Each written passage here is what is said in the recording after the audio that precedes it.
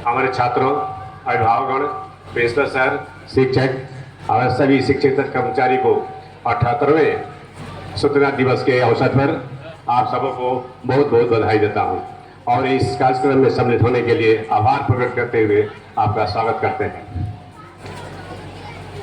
मौसम का रुख भी थोड़ा अच्छा ही है, आज बारिश है, लेकिन ये कोई बड़ी बाधा नहीं है।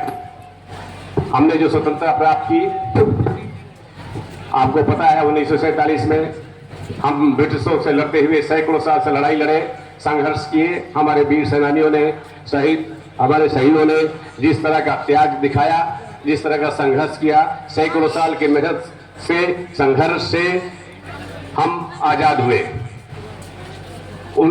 आज का दिन उनके संघर्षों का, उनके त्यागों का, उनके बलिदानों का याद करने का दिन है। हमें याद करना है कि किन रास्तों से वे हमारे शहीद, हमारे देश के नेतागण इस देश को, चलते हुए देश को आजाद किया। संघर्ष ही एक रास्ता था और हमने बखूबी लड़ाई लड़ी। स्वतंत्रता संग्राम 1947 में ही हम आजाद नहीं हो पाए। एक साल पहले 1847 की प्रथम स्वतंत्रता संग्राम में हमने लड़ाई लड़ी, लेकिन वो लड़ाई हम हार गए। क्यों हार गए? इसलिए हार गए कि हम उस समय यूनाइट नहीं थे।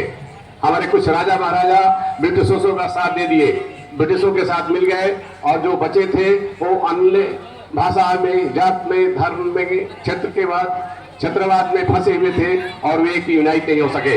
लेकिन हमने 1857 से एक बड़ी सीख ये ली कि हमें यूनाइट होना है और हमने वो लड़ाई लड़ी, यूनाइट होकर लड़ाई लड़ी और अंततः हम स्वतंत्र हुए। ब्रिटिशों को यहाँ से खदेड़ दिया।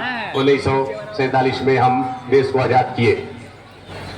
इससे ये साबित होता है कि हमारी आत्मा जो है यूनिटी में है। हम बहुत से उसके पहचान हमारे हैं, डाइवर्सिटी है।